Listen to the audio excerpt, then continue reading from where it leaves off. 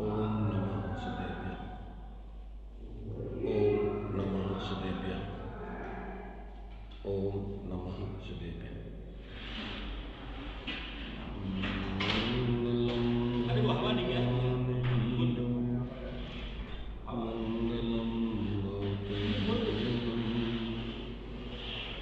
मंगलम कुंद कुंदाद्यो जैन धर्मोस्तु मंगलम सर्वमंगलमांगल्यं सर्वकल्याणकारिकं प्रधानं सर्वधर्माणां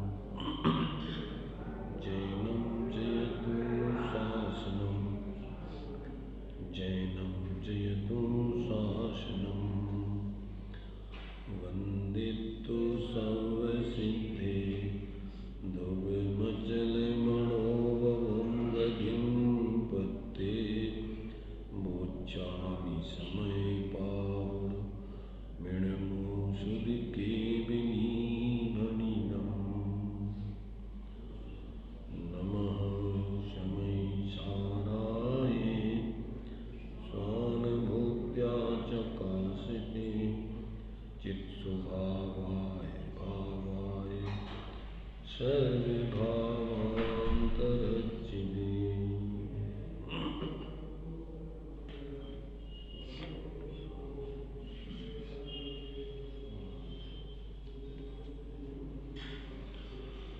समय सारजी ग्रंथ कर्ता कर्माधिकार 125 गाथा के उपरांत जो 3 गाथाएं अतिरिक्त रूप में जयसेनाचार्य देव ने दी है, आगे 26 गाथा के पहले उन अतिरिक्त गाथाओं को अपन यहाँ पढ़ के उसके विषय को समझ रहे हैं। इन अतिरिक्त गाथाओं में आचार्य जयसेन स्वामी ने जो जीव ज्ञानी हो जाते हैं और ज्ञानमय भाव के वो कर्ता होते हैं, ऐसा अभिप्राय मन में धारण करके अब जो ज्ञानियों के 3 भेद हैं, जघन्य, मध्यम और उत्तम, अंतरात्मा कहो, ज्ञानी कहो, ये साधकों की बात है। और 2 प्रकार के परमात्मा तो ज्ञानी होते ही होते हैं, वो तो पूर्ण ज्ञानी है, और ये 3 छद्मस्त ज्ञानी हैं। पर सामान्य से सब ज्ञानी कहलाते हैं। क्यों? कि सम्यक ज्ञान के 5 भेद हैं। अपन ने पढ़ा, तो जहाँ से सम्यक ज्ञान हो गया वहाँ से उस आत्मा को ज्ञानी संज्ञा नाम हो जाती है।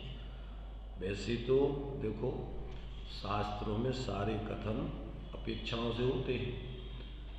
दूसरी अपेक्षा से ज्ञानियों की 3 परिभाषा बतलाई। 3 प्रकार के ज्ञानी। कौन कौन से 3 प्रकार के ज्ञानी? एक तो जिसमें ज्ञान होता है ऐसा जीव ज्ञानी, और जिसमें ज्ञान नहीं होता है ऐसे सब अजीब अज्ञानी। इस विवक्षा से तो सारे जीव ज्ञानी हैं। दूसरी विवक्षा होती है कि जिनको अपने ज्ञान स्वरूप आत्मा का अनुभव हो जाता है और जो सम्यक दृष्टि बन जाते हैं, जिनका मिथ्या ज्ञान पर्याय में अभाव हो जाता है, ऐसे जीवों को ज्ञानी और मिथ्या दृष्टि जीवों को अज्ञानी।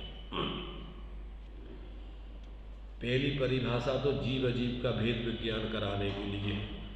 दूसरी परिभाषा सम्यक दृष्टि मिथ्या दृष्टि को बताने के लिए है। और तीसरी परिभाषा है कि छद्मस्त दशा तक, जब तक 12वें गुणस्थान तक रहता है जीव अज्ञानी, और आगे 13वें गुणस्थान से सर्वज्ञ सब ज्ञानी। ये ज्ञान की पूर्णता अपूर्णता की अपेक्षा ज्ञानी अज्ञानी की परिभाषा है। यहाँ जो अपन को अभी ज्ञानी की बात चल रही है, इस सम्यक दृष्टि ज्ञानी जीवों की बात चल रही है। तो सम्यक दृष्टि ज्ञानी जीव 4थे गुण स्थान से लेकर आगे की सब जीव सम्यक ज्ञानी। क्यों कि सम्यक ज्ञान 5 प्रकार का बताया है। अपन ने तत्वार्थ सूत्र पढ़ा, मति स्वता बधि मन पर्याय केवलानी ज्ञानम तत्प्रमाणे। प्रमाण ज्ञान ही सम्यक ज्ञान कहलाता है। और उस प्रमाण ज्ञान के प्रत्यक्ष और परोक्ष के भेद से 2 प्रकार के भेद हैं। फिर परोक्ष की प्रत्यक्ष के 2 भेद करते हैं, एक सकल प्रत्यक्ष और एक देश प्रत्यक्ष। और जो अपने लिए क्या है, जो परोक्ष ज्ञान है उसके भी 2 भेद हैं। कौन से? मति श्रुत दोय परोक्ष अक्ष मन ते उपजाही। अवधि ज्ञान मन परजय जो 2 है, देश प्रत्यक्षा और जो केवल ज्ञानी है वो सकल प्रत्यक्ष। तो उसके लिए क्या लिखा? अवधि ज्ञान मन परजय 2 है, देश प्रत्यक्षा द्रव्य क्षेत्र परिमाण लिए जाने जिय स्वच्छा। और सकल द्रव्य के गुण अनंत पर जाय अनंता, जाने एक ही काल प्रगट केवली भगवंता। तो ज्ञानी जीव कितने प्रकार के हो गए? परोक्ष ज्ञानी, एक देश प्रत्यक्ष ज्ञानी, सकल प्रत्यक्ष ज्ञानी। ये सब ज्ञानियों की परिभाषा में आते हैं।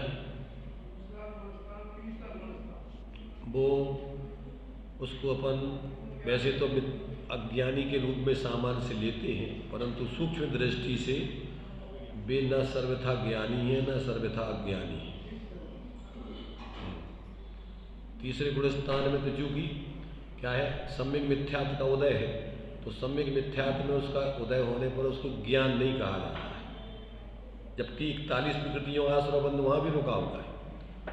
और दूसरे गुण स्थान में क्या है, अभी मिथ्यात्व का उदय नहीं आया है, अनंतानबंदी का उदय आ गया। तो अनंतानबंदी उदय दुमुखी है। एक तो क्या करती है, वो सम्यक्त को होने नहीं देती, और यदि सम्यक्त हो जाए तो सम्यक से च्युत कर देती है। अनंतानबंदी का काम है। और साथ में स्वरूपाचरण चारित्र भी नहीं होने देती। यहाँ स्वरूपाचरण चारित्र के 2 अर्थ होते हैं। एक तो जब कसाय से रहित पूर्ण सुनिए स्वरूपाचरण अब चैडाला में दिया जाता है, और एक जो जैन सिद्धांत प्रवेशिका में गोपाल दास जी बरैया ने अनंतानबंदी के अभाव में स्वरूपाचरण चारित्र का अभाव बतलाया है। इसका मतलब क्या कि स्वरूप का बिल्कुल भी आचरण मैंने प्रारंभ हो ही नहीं पाता। तो एक तो स्वरूप का आचरण का प्रारंभ होना वो भी स्वरूपाचरण चारित्र है, और एक कसाय से रहित पूर्ण यथाख्यात चारित्र रूप में प्रवृत्ति होना वो भी स्वरूपाचरण चारित्र है। तो जहाँ जो विवक्षा हो वहाँ अपन को वो विवक्षा समझना चाहिए। ज़्यादातर वर्तमान में सांप्रदायिक बुद्धि से पक्षपात को धारण करके लोग परस्पर में एक दूसरे के विचारों का खंडन करते रहते हैं, उसमें अनेकांत नहीं लगाते। स्वरूपाचरण एकांत से ग्रहण, कोई चौथे से मानते हैं अकेला तो वो भी एकांत है, और कोई अकेले वो ही मानते कसाय रहित स्वरूपाचरण को स्वरूपाचरण, वो भी एकांत है। जहाँ से स्वरूप का आचरण प्रारंभ हो गया वो सब स्वरूप का आचरण चालू हो गया। अब पूर्णता की अपेक्षा जब कसायों का अभाव होता है तो वहाँ पूर्ण यथाख्यात चारित्र की अपेक्षा स्वरूपाचरण है। इसलिए अगर आप अपने मनमाने तरीके से शास्त्रों के अर्थ करोगे तो आचार्य कहते इसमें किसी दूसरे का हित नहीं है। ऐसा चालाक छल ग्रहण करने वाला जीव स्वयं दुर्गति का पात्र होता है। दूसरों की तो उनकी पात्रता अनुसार है। अगर सांप्रदायिक होगा तो तुम्हारी बात मान के उसकी दुर्गति होगी, और अगर निष्पक्ष होगा तो तत्व निर्णय करके तुम्हारी बात मानेगा ही नहीं। और देखो इस काल में चालाक जीवों की बहुलता है। आदिनाथ के समय तो भोले जीवों की बहुलता थी, और भगवान महावीर स्वामी के काल में और उनके बाद बहुत चालाक जीव हो गए, कुटिल जीव हैं, छल ग्रहण करने वाले।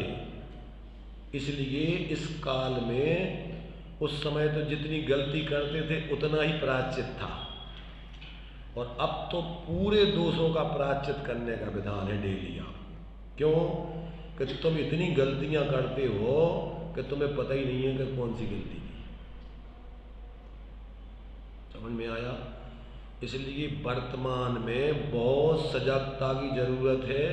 किसी संप्रदाय में शामिल होने की जरूरत नहीं, किसी व्यक्ति के अंध फॉलोअर होने की जरूरत नहीं। आगम सिर माथे रखो, अपनी बुद्धि से युक्ति तर्क से निर्णय करो। जो भी ज्ञानी हो रहे हैं, हुए हैं, वो निष्पक्ष होकर के अनेकांत आत्मक वस्तु स्वरूप को, जहाँ जो बात जैसी है वैसा कहते हैं, उनके अनुभव को सुनो और स्वयं भी निष्पक्ष होकर के अनुभव करोगे तो आप ठगाए नहीं जाओगे, भ्रमित नहीं होगे। ये 4 चीज़ों से मेल खाने चाहिए साधना में। आगम से भी मेल होने चाहिए, युक्ति तर्क पे भी समझ में आने चाहिए, अनंत ज्ञानियों के अनुभव से भी मेल खाने चाहिए, तभी तुम्हारा अनुभव हो उसके अनुकूल सम्यक होगा। तो यहाँ अपने लिए जीव अभी 10 गाथाओं में अपन ने कथनचित परिणामी कथनचित अपरिणामी ये सिद्ध किया है। सर्वथा अपरिणामी नहीं, ध्रुव नहीं, कूटस्थी नहीं, और सर्वथा अकेला पर्याय मात्र क्षणिक नहीं। कैसा है आत्मा? आत्मा नित्यानित्य है, भेदा भेद है, सामान्य विशेष है। अब प्रयोजन साधने के लिए अपन को किसको मुख्य करना, किसको गौण करना और पर्याय में उसकी अपना प्रयोजन वीतराग विज्ञानता की सिद्धि करना, ये सभी निरूपण का सार है चारों अवयवों का। क्या सार है? पर्याय में वीतराग विज्ञानता की सिद्धि होना चाहिए। ये ही मोक्ष का मार्ग और मोक्ष है। और यदि आप चालाकी से, नयों के आधार से अपने को एकांत से द्रव्य दृष्टि के विषय को ग्रहण करके और मनमाने तरीके से पर्याय में कुछ भी करते रहो और हम तो भगवान हैं और सम्यक दृष्टि हो गई और सम्यक दृष्टि के आश्रय बंद नहीं होता, तो फला लिया है मोह जिसने, तो कहते इसकी बहुत दुर्गति होगी ऐसे जीव की। सम्यक दृष्टि जीव मोह नहीं फलाता है। क्या करता है? वो दंभ नहीं करता है, दूसरों को दीनहीन मान करके दुर्भाव नहीं करता है, उनको अपने समान समझ के। जब तेरी द्रव्य दृष्टि हो गई तो सब जीव भी तो द्रव्य दृष्टि से वैसे ही है ना, तेरे ही जैसे, तब दूसरों को तुझसे हीन कैसे मान रहा है? जब तेरी द्रव्य दृष्टि हो गई तो अपने को तो द्रव्य दृष्टि से देखता है और दूसरों को पर्याय दृष्टि से देखता है। ये छल हो गया ना। जो द्रव्य दृष्टि से अपने को देखता है उसको द्रव्य स्वभाव पर्याय स्वभाव दोनों का ज्ञान होता है। इसलिए द्रव्य दृष्टि से सबको वो अपने समान मानता है, परमात्मा स्वरूप देखता है। और पर्याय में जो दशा होती है, बहिरात्मा है तो बहिरात्मा जानता है, अंतरात्मा है तो अंतरात्मा जानता है, परमात्मा है तो परमात्मा जानता है। और अपने जीवन में हम कहाँ खड़े हैं? अगर अविरत दशा है तो जल्दी से आगे बढ़ के सम्यक ज्ञानी होए बहुरी दृढ़ चारित लीजिए। एक देश और सकल देश, संतुष्ट होकर दम्भ होकर के नेता नहीं बन जाता। अविरत दशा वाले को उपदेश देने का अधिकार नहीं है। वैसे तो कौन सी अपेक्षा से? राजमार्ग की अपेक्षा से, समझ रहे ना? राजमार्ग से तो उपदेश दाता 2 होते सिर्फ। श्रीमद जी ने उपदेश नहीं दिया जीवन में। मूल उपदेश करता तो सर्वज्ञ भगवान होते हैं और उत्तर करता गणधर आदि आचार्य परमेष्ठी साधु आदि होते। ये मूल 2 है। मूल में सिर्फ उनके चर्चा है, पत्र है, और कोई उपदेश नहीं है उनका। नहीं, उनके कोई प्रवचन नहीं। वो कहते प्रवचन, क्योंकि लोग बाहर से देखते हैं, अभी बाहर में हमारा तो कोई त्याग नहीं है, तो लोग कहेंगे कि तो हमारे जैसा अनुकरण करके वे भी ऐसे ही करेंगे सब। अगर पूर्ण हम बाहर से त्याग नहीं करेंगे तो काय का अनुकरण करते हैं लोग? अपने नेता का। आज जो समस्या है वो क्या है? व्यक्ति का अनुकरण करते हैं, व्यक्ति जैसा होता है बस उसी के फॉलोअर बन जाते हैं, मूल राजमार्ग से जीवन नहीं जीते। उसके जीवन में जो चला बस वे ही उनके आदर्श है, और उनने जो किया बस उससे आगे नहीं बढ़ते। बस दिया राजमल जी ने चर्चा संग्रह में कि एक सर्वज्ञ के उपदेश से जीव सर्वज्ञ बन सकते, क्योंकि उन्हीं के सानिध्य में निकट में छाया सम्यक प्राप्त करके चपक श्रेणी चढ़ सकते। एक मुनिराज आदि के उपदेश से व्यक्ति मुनिराज तक की दशा प्राप्त कर सकते, और एक गृहस्थ के उपदेश से, सम्यक दृष्टि के उपदेश से जीव सम्यक दृष्टि बन जाए, और एक मिथ्या दृष्टि सांप्रदायिक व्यक्ति जीव सांप्रदायिक बन जाए। वो तो अपने हिसाब से तुम्हें वही फॉलो कराएगा। इसलिए बहुत बड़ी जिम्मेदारी बनती है प्रत्येक व्यक्ति की कि कहीं कोई पक्षपात में न पड़े, निष्पक्ष होकर आगम को सिर माथे रखकर युक्ति तर्क से निर्णय करके और अनंत ज्ञानियों की परंपरा में ज्ञानियों के अनुभव को मिलाते हुए, उनके उपदेश को सुनते हुए फिर स्वयं प्रयोग करके अनुभव करके मोक्ष मार्ग पे चले। मोक्ष मार्ग अनुभव से चालू होता है, बिना अनुभव के मोक्ष मार्ग नहीं होता है।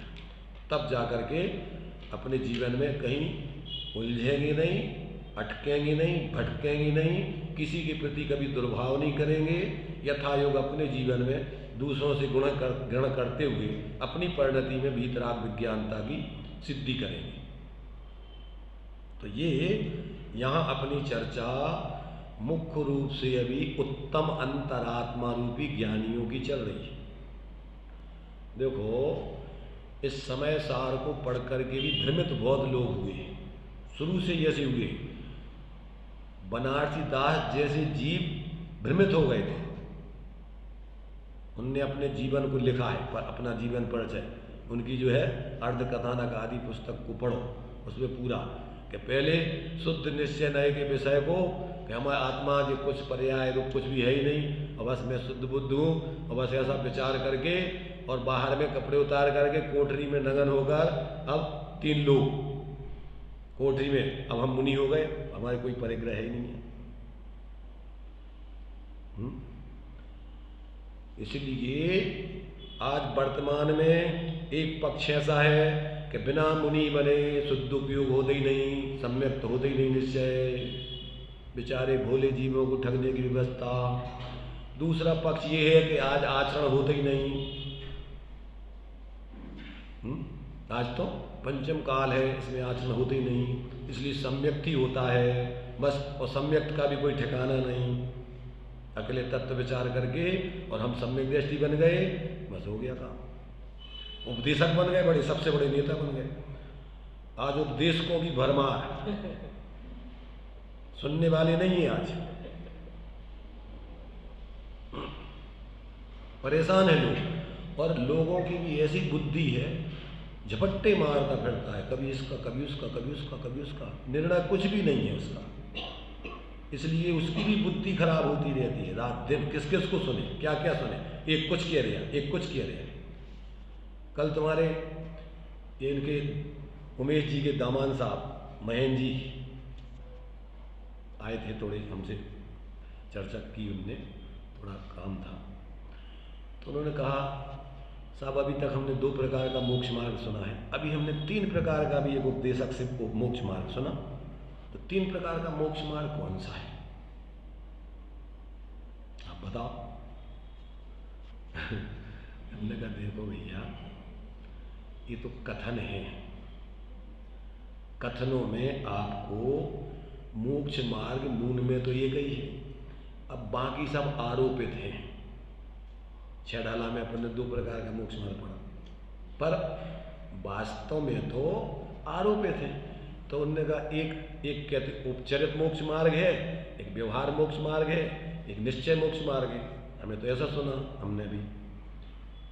हमने कहा देखो भाई ठीक है, संयोग आदि की तरफ से जो कथन होता है, बाह्य त्याग आदि करोगे, शरीर आदि की क्रिया की तरफ से कथन करोगे, तो वो कौन सा कहलाएगा? उपचार है, वो आत्मा से भिन्न पदार्थ है, तो असद्भुत व्यवहार है। समझ रहे? वो भी होता है ज्ञानियों के जीवन में। जब जो जीव माने साधु बनेंगे, तो अपन पढ़ते ना 6 डाला में, देखो व्यवहार भी दिया, उपचार भी दिया, तीनों मोक्ष मार्ग 6 डाला में भी दिए। अंत में जब उन्होंने लिखा है मुख्योपचार दुभेदयो बड़भागी रत्न त्रय धरे, तो उपचार माने बाहर का त्याग आदि साधु बनना, ये सब उपचार का कथन है। आत्मा कोई ना साधु होती ना ग्रस्त होती है, आत्मा बाहर के पदार्थों का न ग्रहण कर सकती है न त्याग कर सकती है, ये तत्व की बात है। परंतु निमित्त नैमित्तिक संबंध से ये सब होता है कि नहीं होता है? होता है बाह्य का त्याग। जो मोक्ष मार्ग में मोक्ष जाएगा तो वो संपूर्ण बाह्य परिग्रह का 10 प्रकार का परिग्रह बाहर का त्याग करेगा कि नहीं करेगा? कैसे हो जाएगा मोक्ष बिना बाह्य परिग्रह के त्याग के? वो कौन सा त्याग कहलाएगा? उपचार से। उसको भी मोक्ष मार्ग कहेंगे। मोक्ष मार्ग के साधकों के जीवन में बाह्य त्याग आदि भी होता ही होता है। जो पूर्णता की साधना करेंगे तो बिना साधु बने तो मोक्ष हो नहीं जाएगा, तो उसको क्या कहेंगे? उपचार से त्याग कहेंगे उसका। उपचार से उसको धर्म भी कहेंगे। बोलते पर हमने एक बार बताया था कि मुनिराजों को अपन कितने प्रकार के मुनिराज कह सकते हैं। देखो कितने प्रकार के कह सकते हैं, कहते हैं, कहा जाता है, कहा जाना चाहिए, पर उसको समझना चाहिए। एक तो अपन बोलते हैं पिछी कमंडल वाले तुमको लाखों प्रणाम, तुमको लाखों प्रणाम। गलत है कि सही? सही है। नग्न दिगंबर साधु तुमको लाखों प्रणाम, तुमको लाखों प्रणाम। गलत के सही? सही। और 28 मूल गुण के धारी तुमको लाखों प्रणाम, तुमको लाखों प्रणाम। गलत के सही? सही। अब रत्नत्रय के धारी तुमको लाखों प्रणाम, तुमको लाखों प्रणाम। और शुद्ध आत्म से भी तुमको लाखों प्रणाम, तुमको लाखों प्रणाम। कितने प्रकार के हो गए महाराज? गलत के सही? देखो गलत और सही तो सम्यक और एकांत और अनेकांत के ऊपर है। अगर आप जिस विवक्षा से उनको जैसा कह रहे हैं, संयोगों का ज्ञान करा रहे हैं कि मुनिराजों के पास क्या क्या संयोग हो सकते हैं, निमित्तों का ज्ञान करा रहे हैं। इन निमित्तों के बिना नहीं होंगे मुनिराज, ध्यान रखना। बाहर से इन्हीं सी पहचान होती है। तो आपने अगर निमित्तों की अपेक्षा पिछी कमंडल ज़्यादा है ज़्यादा शास्त्रिक रख सकते, पढ़ेंगे स्वाध्याय, बस संग नहीं, परिग्रह के रूप में नहीं, पढ़ा रखा अलग रखती है। ये बाहर से अपन उनका निमित्त रूप में बताएंगे कि उनके पास निमित्त संयोग रूप क्या हो सकता है। वो उनके संयम का उपकरण और शौच शुद्धि का उपकरण है। ये उनके मूल गुणों के अंतर्गत आता है। तो अब अपन को ये देखना है कि ये कथन भी क्या है? सम्यक सद-निमित्तों का ज्ञान कराने वाला है। फिर बाहर में जब पूर्ण रूप से स्वरूप आराधना करेंगे तो नग्न दिगंबर पर उनके तिलतुष मात्र भी शरीर पर कपड़े धागा नहीं होगा। होगा कि नहीं होगा? ये भी सही है कि भाई उनका बाह्य रूप ऐसा होगा। अंतरंग में जब उनकी प्रवृत्ति करेंगे 28 गुणों के पालन में निर्दोष 5 समिति आदि 5 महाव्रत आदि को धारण करके चर्या उनकी कैसी होगी? 28 मूल गुणों के दायरे में शुभ उपयोग होगा उनकी, इससे नीचे नहीं जाएंगे। ये उनका सहचरभूत स्वभाव है, व्यवहार धर्म है। ठीक है। अब क्या होगा? अंदर में वो एकत्र विभक्त आत्मा की सम्यक दर्शन ज्ञान चारित्र की शुद्धता रूप प्रवृत्ति कर रहे हैं। तो भेद करके अपन कहेंगे तो रत्नत्रय की धारी है मुनिराज। पढ़ते अपन गली पढ़ते, निश्चय व्यवहार उसी को घटित की जाती। अपन ने द्रव्य संग्रह पढ़ी और समय सार इसी में 16वीं गाथा। तन सन्नाण चरिताणी सेवी दब्बाणी साउना नित्यम, और ताणी पुण जान तिन्नी भी अपाड़म चेप निश्चय दो। कैसे कहते मुनिराज? जो दर्शन ज्ञान चारित्र का सेवन करते हैं नित्य, वे साधु कहलाते हैं। साधु दर्शन ज्ञान चारित्र का नित्य सेवन करते हैं और निश्चय से उन तीन में एक आत्मा का ही सेवन करते हैं, ऐसा जानो। तो काय का सेवन करते हैं? शुद्ध अपनी आत्मा का। दर्शन ज्ञान चारित्र किसके अवलंबन से होते हैं? अपने शुद्ध स्वरूप के। तो शुद्ध आत्म से भी शुद्ध आत्मा का सेवन करते हैं, वे साधु कहलाते हैं। इसमें क्या अंतर है?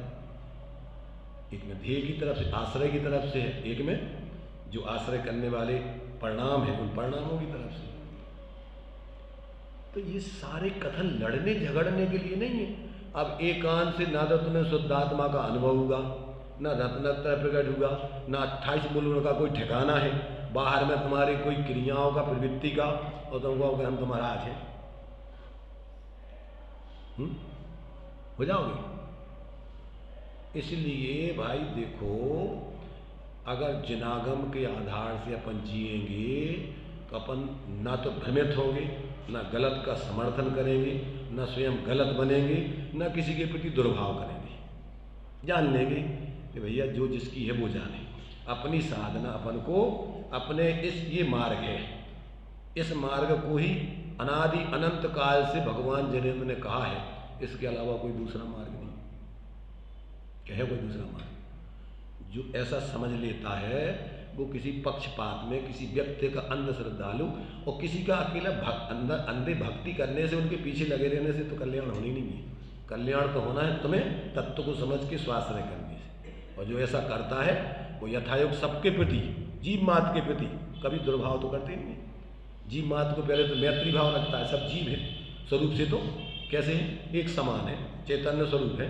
पर्याय में उनकी अब जो दशा चल रही है तो वो समझता है।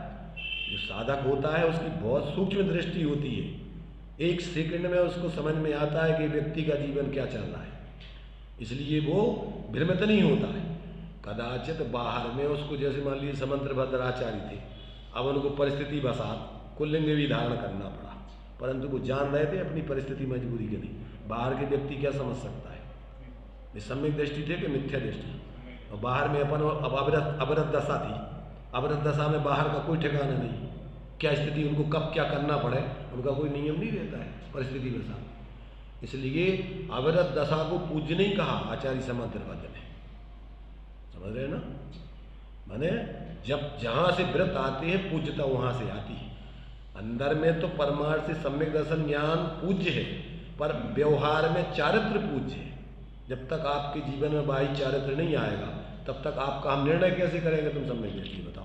बाह्य क्या, अच्छा, और व्यवहार में तो व्यवहार ही अपने लिए अवलंबन, निश्चय से तो पर उनकी परिणति जानते नहीं। एक मुनिराज 11वें गुणस्थान में है और वो गिर के मिथ्या दृष्टि बन गए, तो बाहर में थोड़ी कोई भ्रष्ट हो जाएंगे, बाहर में तो 28 गुणों का पालन करेंगे। अब ये मिथ्या दृष्टि है, अपन उनको माने कि नहीं माने, पूजे कि नहीं पूजे। भाई अपन को तो व्यवहारियों को तो व्यवहार ही है ना, गलत नहीं बोलेंगे। एक द्रव्यलिंगी मुनिराज भी आगम से एक अक्षर अपनी बुद्धिपूर्वक अन्यथा नहीं बोल सकते, अगर बोले तो वे तो द्रव्यलिंगी नहीं है। तो अगर चरणान योग के आधार से कोई आराधना करता है तो व्यवहार से अपन को वो भी मान्य है, पूज्य है।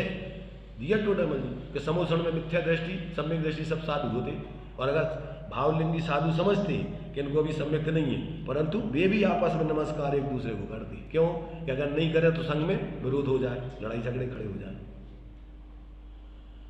इसलिए अपन को इन सारी बातों को समझ करके बहुत ही जीवन में अपन को संतुलन की जरूरत है। कहीं उलझने की, कहीं अपने परिणामों को विकृत करने की, और कहीं दंभ करके एकांत से किसी पक्ष में पड़ने की जरूरत नहीं है। देखो ये बातें अपन को इसलिए, चूंकि वर्तमान का माहौल ऐसा है इसलिए थोड़ा ही चर्चा ना, तर हमें कोई मतलब नहीं है। ये सब जो चल रहा है हम पढ़ते जाएंगे और तुम जानो तुम्हारा काम जाने, पर बीच बीच में ये सारे विषय भी जो परिस्थितियाँ आज वर्तमान की बनी हैं उनको भी स्पष्ट करना जरूरी होता है। तो यहाँ अपन को ज्ञानी जीवों की, यहाँ देखो अमृत चंद्राचार्य देव ने गुणस्थानों की परिपाटी नहीं खोली, इसलिए ज़्यादातर क्या है, मुमुक्षुओं को अमृत चंद्राचार्य पसंद आते हैं। मुमुक्षु माने देखो, वैसे तो मुमुक्षु आत्मार्थी जीव कहलाते हैं, पर तथाकथित मुमुक्षु की बात चल रही है जिसमें कोई बाहर के त्याग व्याग की, वो तो सब वो जड़ की क्रिया फलाना, ये तो मुमुक्षु भी नहीं है। वो तो ऐसा अगर करता है बाह्य त्याग आदि को, ऐसे उच्छृंखलता से बोलता है बाह्य निर्वृत्ति आदि को, मुमुक्षु भी नहीं है वो तो। क्यों कि साधक के जीवन में ये सुमेल बनता है ना, बाहर की निवृत्ति पूर्वक स्वरूप प्रवृत्ति का सुमेल है। तो निमित्त नैमित्तिक क्रियाओं को तुम जड़ की क्रिया कह के एकांत से अलग कर सकते हो क्या? क्या तुम बिना उपयोग के बाहर की क्रिया कर रहे क्या? जो भी कार्य करोगे तो अपने छदमस्त जीव अपने परिणाम पूर्वक करता है, सुछंदाचार पूर्वक प्रवृत्ति कर रहे और जड़ की क्रिया कह रहे, क्या दशा होगी तुम्हारी? खान पान का कोई ठिकाना नहीं, भक्ष भक्ष का ठिकाना नहीं, रात दिन का ठिकाना नहीं, और तुम कह रहे ये सब जड़ की क्रिया है। जड़ की क्रिया है, कौन कहने का अधिकारी है? जो इन सब का त्याग करके स्वरूप आराधना करके और तत्व ज्ञान कराने के लिए वस्तु स्वरूप समझा रहा है। तो वो कहता भैया ये आत्मा का इस परिणमन नहीं है। आत्मा का परिणमन तो आत्मा के भावों में होता है। ये तो उपचार से अपन इसका त्याग कह रहे, वास्तव में पर का कर्ता धर्ता आत्मा है ही नहीं निश्चय से। तो विवक्षा नहीं समझे तो क्या होता है कि वे गुरु जी तो रहते हैं, वे तो बहुत नीचे रहते हैं, और जो चेला उनसे बहुत आगे निकल जाते हैं, समझे ना। ये फिर एकांत से लठ लेके पीछे पड़ जाते हैं। कान्जी स्वामी तो करुणा बुद्धि से कहते थे, कभी कदाचित ऐसा बोलते भी थे, तो काय से बोलते थे? अंदर से, जैसे वो दिया ना कुमार का, कि क्या करता है कुमार? गुरु कुम्हार शिष्य कुंभ है, घट घट काढ़े खोट, और अंदर हाथ सहारा दे और बाहर मारे चोट। अंदर से व्यक्ति भ्रमित नहीं हो जाए, पहले तो वहाँ हृदय में हाथ रखते अंदर, और फिर समझाते उसको। ऐसे ही कुमार ऐसा नहीं है कि ठोकता जाए कहीं, क्या करता है? जितनी खोट है उतना ही उसको थप्पी लगाता है। ऐसा नहीं हर जगह एक जैसा थप्पल मार देता है। खींच के कथन करना, कोई खींच के क्रियाएं कर रहा हो एकांत से, तो उसको खींच के कथन किया जाता है। और जो वैसे ही पहले ही से बहुत डर रहा है, उसके खींच के नहीं बोला जाता उसको। घर परिवार में भी एक व्यक्ति बहुत मंद कसाई है, बहुत डरता है, डर डर के, और गलती हो जाए और जोर से बोल दो, अरे तुम भ्रष्ट कर दिया तुमने, वो व्यक्ति तो अब कछु कर ही नहीं पाएगा। अगर तुमने उसको डांट दिया जोर से, तो अब वो तो कांपते ही रहेगा कि भैया अरे अब हम क्या करें। उसको क्या करना? वो डर रहा है, देखना जो गलती करता है मंद कसाई, वो बहुत भयभीत होगा, अब क्या करें अब क्या करें। तो समझदार व्यक्ति, कोई बात नहीं बेटा, हो जाता सब पे गलती, जानबूझ के तुमने की नहीं, कोई बात नहीं, कुछ नहीं। तो उसको क्या करना? डांटना, कि उसको और उसकी घबराहट को दूर करने के लिए पुचकारना। और कोई स्वच्छंदाचार पूर्वक, अविवेक पूर्वक क्रिया करके गलती कर रहा हो, तो उसको पुचकारना, कोई बात नहीं बेटा। क्या करना उसको? पागल तू देखता नहीं है, ऐसा काम किया जाता है बिना देखे? सावधानी से करने चाहिए कि नहीं? कहाँ एक ही बात को व्यक्ति विशेष के आधार पर समझाने का तरीका अलग अलग होता है। एक व्यक्ति मंदिर तो आता नहीं, उसको वैसे ही स्वाध्याय करता नहीं, और ये सब परद्रव्य, इसमें कोई धर्म नहीं है, क्या हुआ? वो तो वैसे ही समझे, तो हम सब वैसे ही जानत का धर्म नहीं है, इसलिए खाओ पिए मौज करो। तो हर व्यक्ति को एक जैसा उपयोग कार्यकारी नहीं होता है। कौन व्यक्ति कहाँ खड़ा हुआ है, उसको उस प्रकार से उपदेश दिया जाता है। इसलिए अपन को शास्त्रों में सारे कथन सापेक्ष होते हैं, प्रयोजन परक होते हैं, व्यक्ति विशेष को ध्यान में रखकर किए जाते हैं। सबके साथ एक जैसा व्यवहार नहीं किया जाता है। उसकी योग्यता देखी जाती है, उसके अभिप्राय आदि देखे जाते हैं, कहाँ खड़ा है। ये सब उपदेश अपने लिए उस प्रकार से दिया गया है।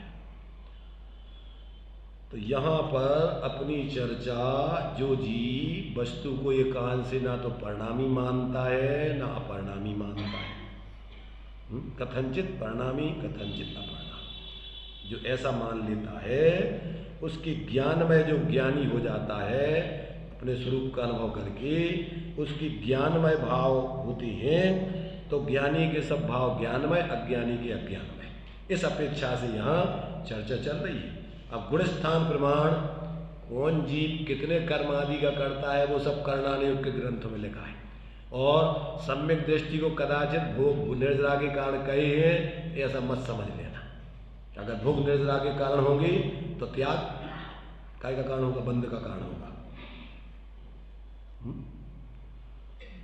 इसलिए अपन को समझना वहाँ पे विवक्षा है, कहाँ कौन सी, वहाँ जो उसकी अभी आचरण में राग आदि प्रवृत्ति अविरत दशा, तो वो उसको वास्तव में तो उसमें रुचि नहीं, रस नहीं, और क्या कहे, अंदर में अपने उस एकत्र विभक्त आत्मा को ही अपना स्वरूप जानता है। वेद विज्ञान की दृष्टि से वो अपना स्वरूप नहीं है, ऐसा उसको भी अपने स्वभाव से भिन्न जानता है, ना कि परिणति में सर्वथा उससे भिन्न जानकर स्वच्छंदाचारी होता है। सारी विवक्षाएं अपन को समझना। तो यहाँ अभी अपन को ज्ञानी, यहाँ ज्ञानी तीन प्रकार से लेना। साधक ज्ञानियों की मुख्यता से चर्चा अपन करें अगर, तो उत्तम अंतरात्मा, मध्यम अंतरात्मा, जगत। यहाँ तीन ये मुख्य उत्तम अंतरात्मा की मुख्यता से दो प्रकार से अपन ने पढ़ लिया था अभी। दृष्टि की अपेक्षा तो सम्यक दृष्टि भी इन सब का त्यागी होता है, जो साधुओं के लिए बताया जा रहा है। 24 प्रकार का परिग्रह का त्यागी सम्यक दृष्टि भी होता है। काय में? ज्ञान श्रद्धा में उसका त्याग हो गया, ये मेरा स्वरूप नहीं है, जब ही सम्यक दृष्टि बनेगा। अगर 24 प्रकार के परिग्रह से पृथक अपने एकत्व व्यक्त आत्मा को अपना स्वरूप नहीं जानेगा तो वो सम्यक दृष्टि नहीं बन सकता। इसलिए दृष्टि ज्ञान की अपेक्षा तो अविरत दशा वाले, देशव्रत वाले, महाव्रत वाले कोई अंतर नहीं हो, सबको एक जैसी दृष्टि ज्ञान होगा। ज्ञान श्रद्धान में कोई अंतर नहीं। अंतर काय का है? अंतर है आचरण का, वीतरागता का, बाहर के त्याग आदि का। तो दृष्टि ज्ञान की अपेक्षा सब इस प्रकार के त्यागी है। 24 प्रकार का परिग्रह त्यागी सम्यक दृष्टि भी होता है। काय की अपेक्षा? ज्ञान श्रद्धान में इन सबको अपना स्वरूप नहीं जानता, त्याग कर दिया उसने, इसलिए दृष्टि अपेक्षा उसका मोक्ष हो गया। श्रीमद जी ने कहा कि हम अपने को पांच तरीके से शुद्ध अनुभव करते हैं। कौन कौन सी? एक तो अपन स्वभाव से शुद्ध अनुभव करते हैं, एक दृष्टि अपेक्षा शुद्ध अनुभव करते हैं, एक शुद्ध नय से शुद्ध अनुभव करते हैं, 4 तरीके से लिया, और एक भावना की अपेक्षा शुद्ध अनुभव करते हैं। 4 तरीके से हम अपने को शुद्ध अनुभव करते हैं। कौन कौन से तरीके से? एक स्वभाव से हम अपने को शुद्ध अनुभव करते हैं, एक दृष्टि अपेक्षा अपने को शुद्ध अनुभव करते हैं, एक शुद्ध नय से हम अपने को शुद्ध अनुभव करते हैं, और एक भावना की अपेक्षा शुद्ध की निरंतर आत्म भावना भाव दे। सम्यक दृष्टि काय की भावना भाता है? अपने शुद्ध स्वरूप की भावना निरंतर भाता है। भावना की दृष्टि से हम अपने को निरंतर शुद्ध अनुभव करते हैं। अब परिणति में जितनी जितनी वीतरागता है, आश्रय होता जाएगा, उतनी उतनी परिणति में शुद्धता प्रकट होती जाएगी। चलो, तो ये 2 गाथाएं अपनी हो गई थी। एक तो 24 प्रकार के परिग्रह से रहित साधु, निस्संग परिग्रह रहित साधु, ये 8 नंबर की विशेष। 9 नंबर की गाथा में मोह जिसने छोड़ दिया है, ऐसा निर्मोह मोह रहित, वो जित मोह साधु है। ये गाथा अपन ने पढ़ ली थी। अब 10वें नंबर की गाथा है जो धर्म से मुक्त है। तो अब जो है 10वें नंबर की गाथा पढ़ते हैं। देखिए 255 पेज पर है। अतिरिक्त नंबर की गाथा है 10 नंबर की। जो धम्मम तुमुयित्ता जानदि उब ओग मप्पगम शुद्धम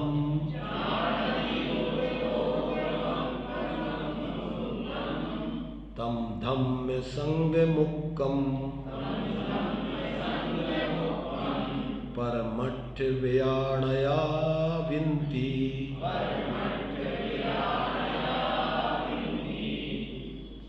देखिए क्या कह रहे हैं यहाँ पर। 10 नंबर। अब जो धर्म माने व्यवहार धर्म, पुण्य। यहाँ धर्म माने धर्म द्रव्य नहीं। इसी समय सार की 37वीं गाथा में वहाँ धर्म द्रव्य से भिन्न कहा है, और यहाँ धर्म माने पुण्य से पृथक, अपने को पुण्य रूप नहीं अनुभव। ये यहाँ उस धर्म में ये लिया है। एक शब्द के अनेक अर्थ है, कहाँ कौन सा अर्थ है अपन को समझना। तो अब जो व्यवहार धर्म को तू मुक्ता छोड़कर उपभोग मप्पगम शुद्धम उपयोगात्मक शुद्ध स्वभावमय आत्मा को जानदी अनुभव करता है, परमठ व्याणया परमार्थ को जानने वाले, तम धम्म संग मुक्कम उसको धर्म मान व्यवहार धर्म के परिग्रह से रहित विनती कहते हैं। कौन व्यवहार धर्म के परिग्रह से मुक्त होता है? देखो, एक तो सम्यक दृष्टि धर्म नहीं मानता, इसलिए दृष्टि अपेक्षा ज्ञान अपेक्षा तो वो भी मुक्त है। पर चारित्र में जो अपने स्वरूप में शुद्ध लीन होकर के और ये सब व्यवहार धर्म से मुक्त हो गए हैं, वे परमार्थ से उससे मुक्त हो गए हैं। दोनों जगह वो एक सी बात लागू होती, ध्यान रखना। दृष्टि ज्ञान की अपेक्षा तो जीव मात्र, यहाँ तक कि सम्यक सन्मुख मिथ्या दृष्टि बुद्धिपूर्वक उससे मुक्त होगा जब ही सम्यक दृष्टि बन पाएगा। सुनाई दे रहा? सबके कानों में नहीं आ रहा, कानों में ही आ रहा कि ज्ञान में भी समझ में उपयोग आ रहा। जब तक आप इन सारे के सारे संयोग संयोगी भाव से पृथक अपने उस एकत्व विभक्त आत्मा को पहले ज्ञान में तत्व निर्णय करके ऐसा निर्णय, ये मेरा स्वरूप है, ऐसा निर्णय करके उसका अवलंबन नहीं करोगे, पहले तो निर्णय के तल पे आप अपने ऐसे स्वरूप को ज्ञान में लोगे। क्यों कि ऐसे निर्णय के बिना उसका मोक्ष मार्ग ही प्रारंभ नहीं होगा। जो अपन को यहाँ पूरे समय सार में कि हम तुम्हें वो एकत्व विभक्त आत्मा बताएंगे जिसको भूलकर आज तक जीव चतुर्गति संसार में भटक रहा है, तो पूरे समय सार का केंद्र बिंदु है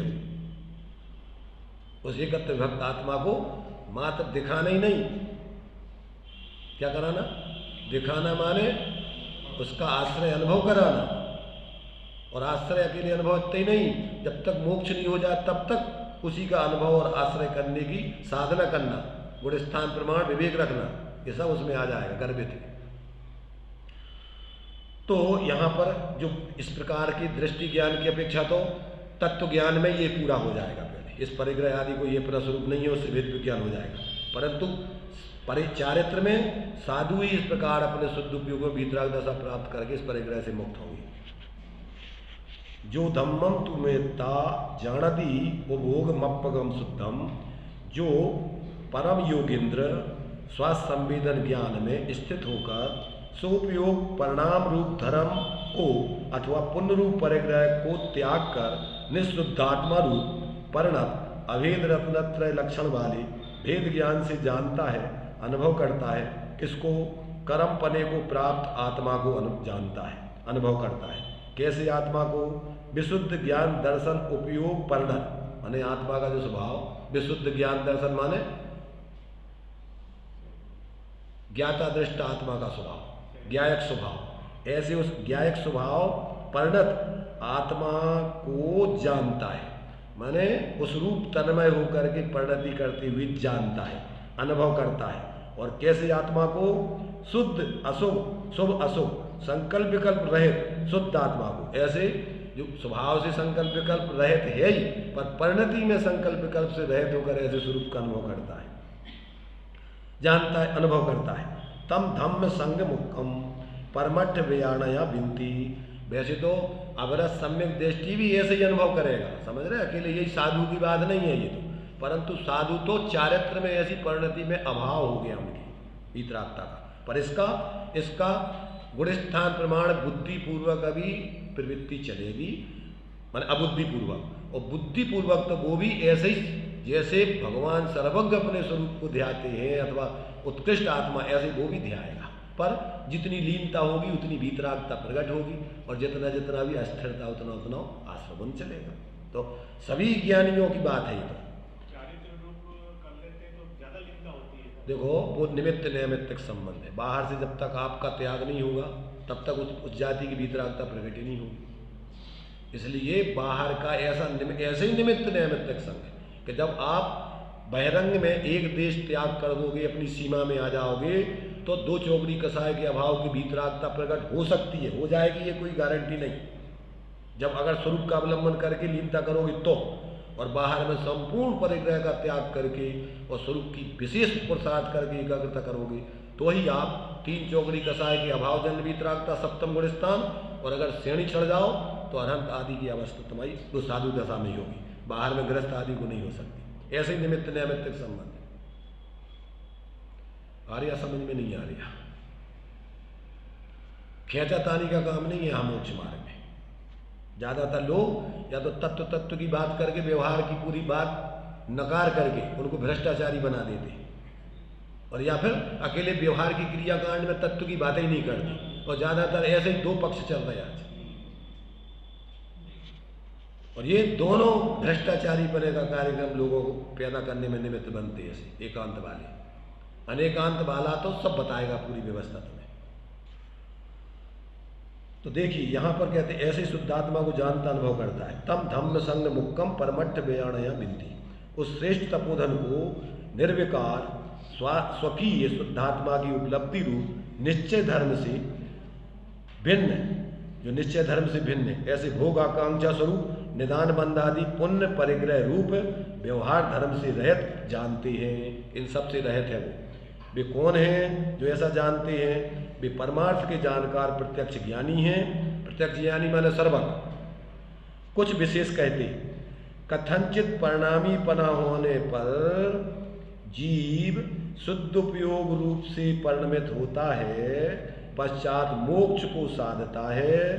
परिणामी पने के अभाव में बद्ध जीव बद्धी रहते हैं, उनमें शुद्ध उपयोग रूप भिन्न परिणाम स्वरूप घटित नहीं होता है, इसलिए उनके मोक्ष का अभाव है, ऐसा अभिप्राय है। जो लोग जीव को परिणामी नहीं मानते तो बंधे हुए जीव बंधे ही रहेंगे, उनका परिणामन होगा ही नहीं, इसलिए मोक्ष होगा ही नहीं उनका, बंधे रूप ही रहेंगे।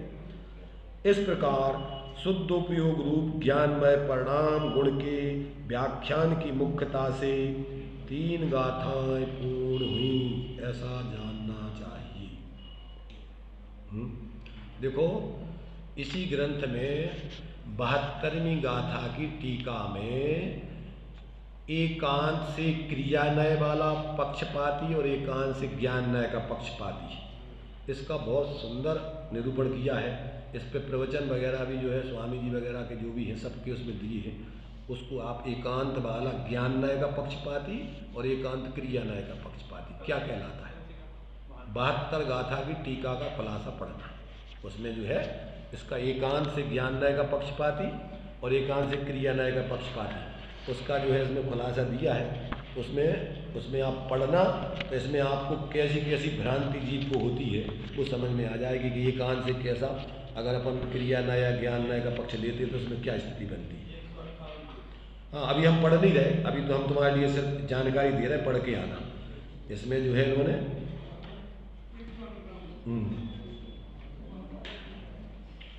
देखो यहाँ पर नीचे की हम जो भावार्थ के ऊपर की लाइन सिर्फ अकेली बता रहे, एकांत से क्रिया न्याय ज्ञान न्याय के पक्षपाती का।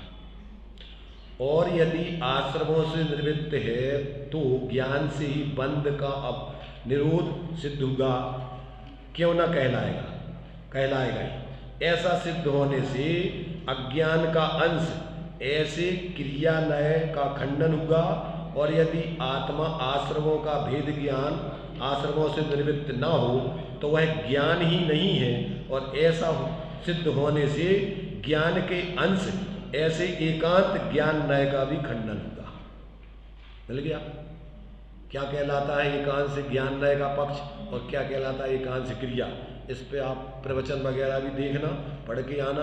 कुछ समझ में नहीं आए तो चर्चा करेंगे। तो ये तो अपना